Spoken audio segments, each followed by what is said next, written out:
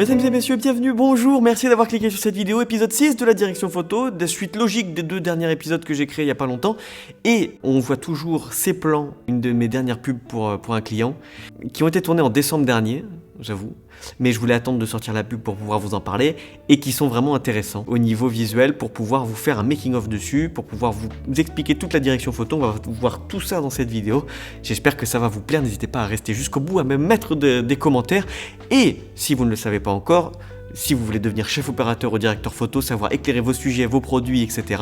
J'ai créé une masterclass de direction photo, il y a déjà plus de 100... Sur la direction photo, il y a plus de 130 étudiants.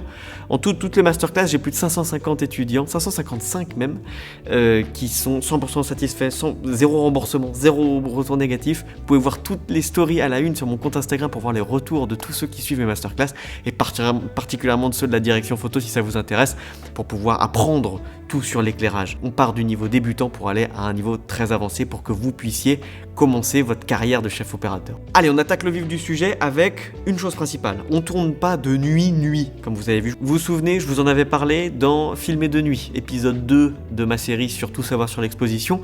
Vous avez plusieurs nuits. Là, c'est l'heure bleue, c'est une demi-heure, 1 heure après le coucher du soleil. Il y a des informations dans le ciel qui vont nous permettre d'avoir plus de contraste, plus de profondeur, avoir des buissons, tout ça ici hyper sombre, et avoir quand même de l'information dans le ciel derrière pour avoir un détachement des plans, et ça c'est quali. Donc j'adore tourner à cette heure-ci, et ça va jouer beaucoup sur l'arrivée de nuit qu'on a simulée en artificiel ici, que vous pouvez voir arriver depuis la fenêtre, et qui est simulé avec un Pavoslim 120C directement en direct. Alors il y a double diff, grille d'abeille, etc.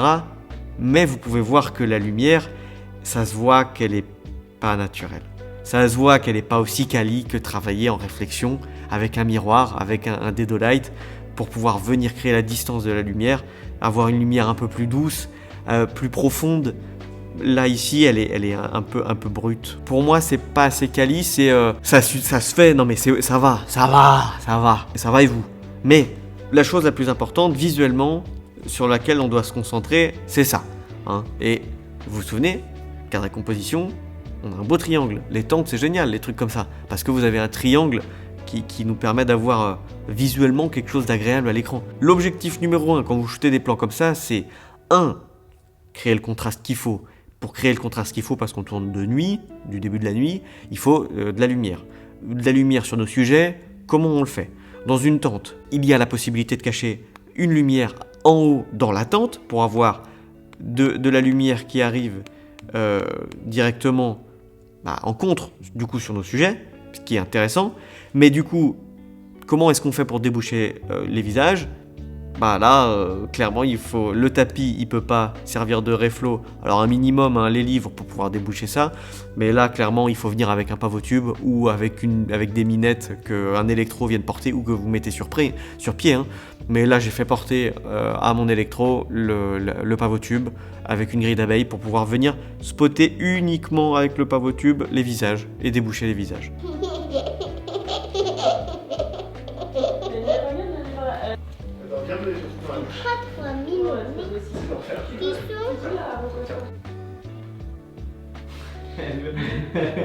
Vas-y. Elle est bien ton histoire ou pas ? Oui. Et ça marche très bien. Alors la lumière se reflète ici sur le fond, évidemment, mais ça peut provenir de cette lumière aussi. On en revient à quoi ? On en revient à contre plus fill light.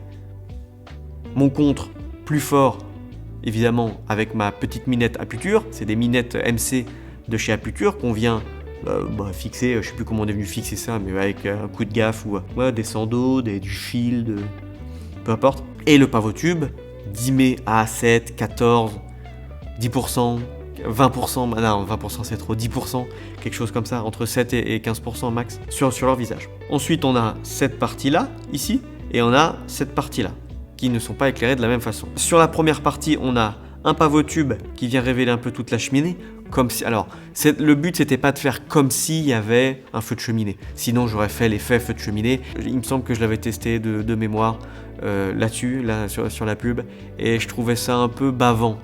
Je trouvais ça pas très naturel, j'aurais préféré avoir un vrai feu. Donc j'ai préféré rester simple, comme si on a des lumières de design, maison moderne, ambiance moderne. Et ça marche très bien. Et derrière là-bas, une aputure MC.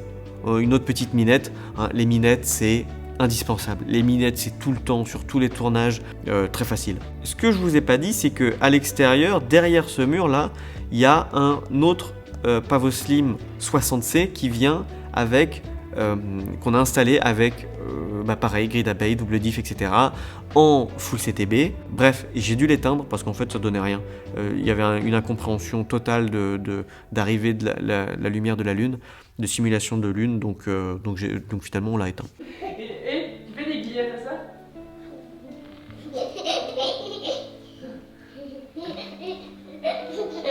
Au niveau du plan, c'est du main levée, parce qu'on était dans le rush, il n'y avait pas le temps.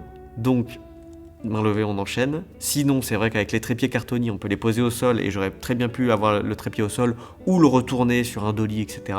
Mais quand il n'y a pas le temps, il n'y a pas le temps. Et voilà, j'ai envie de dire, le tour est joué. Au niveau de la compo, c'est vraiment centré, un triangle au centre. C'est pas compliqué, ça. Et il y a des belles formes. Mais voyez l'importance de ces deux lumières derrière, là, qui viennent un peu aussi révéler le mur au-dessus. Ça va me permettre de vraiment détacher les deux petites du premier plan par rapport à cet arrière-plan et par rapport à la nuit derrière. Donc comme si on avait 3 plans. Je viens renforcer mes 3 plans, alors qu'ils sont difficiles à aller chercher, ces 3 plans.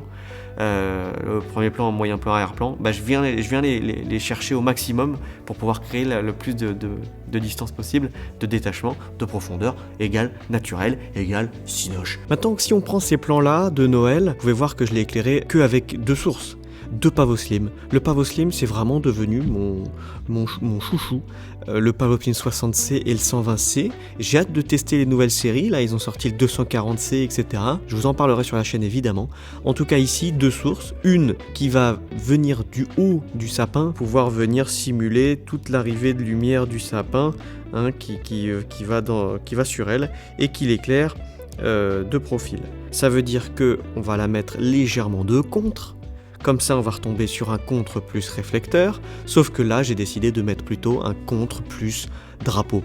J'ai décidé de contraster à fond pour renforcer cette ambiance nuit, donc grand drapeau noir comme vous pouvez voir, et ça marche et ça marche bien, ouais, parce que déjà que tous les murs sont blancs, donc ça débouchait tout, il va falloir ramener du contraste ici. Et pour simuler cette ambiance nuit, eh bien ici, vous voyez tout ça, alors sauf ça, mais tout ce qu'il y a sur le mur, c'est éclairé par ce Pavoslim 120C, où mon électro s'est gouré d'éclairage.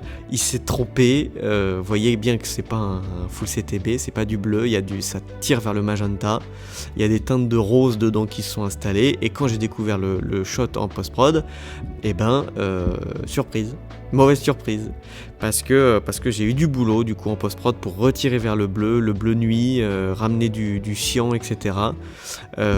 Pour contrer ce magenta qui était trop fort. Je sais pas pourquoi il a dû se planter dans un réglage, c'est pas grave.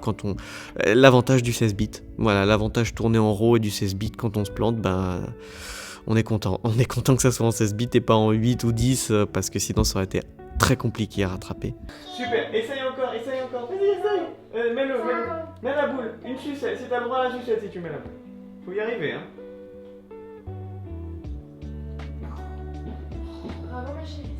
Ce Pavoslim 120C, on est venu le taper sur le plafond.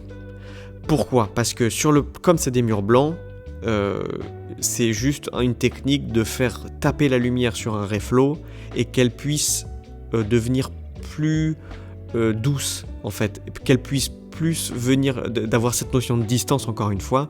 Ça c'est évident, parce que si vous faites taper une source directement sur un mur, ça va être dégueu, ça va être affreux, ça va être très brut, ça va spotter même, ça va empêcher la lumière de se disperser dans toute la pièce et de prendre tout l'espace de la pièce pour montrer que la nuit, elle vient d'une grande baie vitrée, en gros, simuler une grande baie vitrée où la nuit puisse s'installer dans la maison. Alors là, c'est extrêmement exagéré, mais c'est normal, c'est une ambiance Noël, une ambiance féerique, une ambiance bébé doux, trop beau, je peux très bien m'éclater à faire des trucs comme ça, et vous voyez, ça marche très bien. Et comme vous avez vu, il y a une petite source de lumière qui vient là, c'est tout simplement un bulbe dans une petite lumière de chevet qu'on a installée pour pouvoir ramener un puits de lumière à l'intérieur de ce contraste d'arrière-plan, ramener un puits de lumière et permettre de faire un raccord avec le premier plan, avec ce 3200 Kelvin au premier plan, qui me permet d'ajouter cette profondeur en fait. C'est vraiment important ce puits à le comprendre parce qu'il permet de détacher mon premier plan. Alors il faut savoir que toutes les guirlandes de sapin là, tout ça, ça flicker. Il y a du flicker parce que j'ai tourné ça à 75 fps. Donc merci, qu'est-ce que j'ai utilisé? Flicker Free. Flicker Free pour m'enlever tout ce flickering. C'était affreux et heureusement que j'ai ce plugin parce qu'il m'a sauvé la life sur ce plan là. Et pour finir, prenons ce dernier plan, une autre ambiance de nuit, où on est venu faire taper un faisceau ici par réflexion avec le miroir des Dolight. Et donc on a fait taper une Forza 300 avec un PJBM, donc Spotlight avec double gélatine pour renforcer ce bleu nuit sur un miroir des Dolight numéro 1. On a mis de la fumée et ça donne un beau faisceau. Ça donne un beau faisceau, attention, parce que j'aurais pu avoir un meilleur faisceau si j'avais enlevé mon Glimmer Glass. Non, pas mon Glimmer Glass, mon Black Promist. J'étais en Black Promist 1 quart ou un huitième, je sais plus, et plus vous augmentez votre Black Promist ou votre Glimmer Glass, plus vous perdez votre faisceau. On va en parler ça dans une prochaine vidéo dédiée sur les Glimmer Glass et les Black Promist, les Pavo Slim. C'est celle-là, c'est la vidéo sur les Pavo Slim enfin. Bref, pour continuer cette scène, vous pouvez voir qu'à l'opposé, on a du coup quelque chose de très chaud ici. Et donc je voulais avoir une dualité entre la gauche et la droite pour avoir quelque chose de chaud-froid. 3200 à droite, double gélatine full CTB à gauche.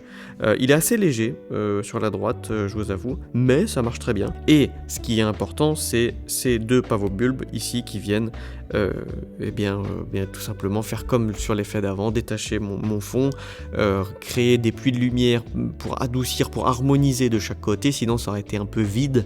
L'harmonie dans la dualité, vous voyez, vous tirez une ligne au milieu, vous avez une sorte de symétrie entre les plantes, les lumières, les bulbes, l'enfant là, elle est quasiment centrée. Bon, c'est un travelling gauche-droite, mais il y a une intention de vouloir composer avec une certaine symétrie, avec une certaine dualité entre chaud et froid, et voyez, c'est pas très compliqué quand on fait la masterclass cadré composition les amis et la masterclass direction photo. Les deux, c'est un combo magique pour vous permettre de vous améliorer. Pour finir, sur tous ces plans de nuit les amis, balance des blancs à 4002 ou 4006, 4008 en fonction de si vous doublez, triplez vos gélatines.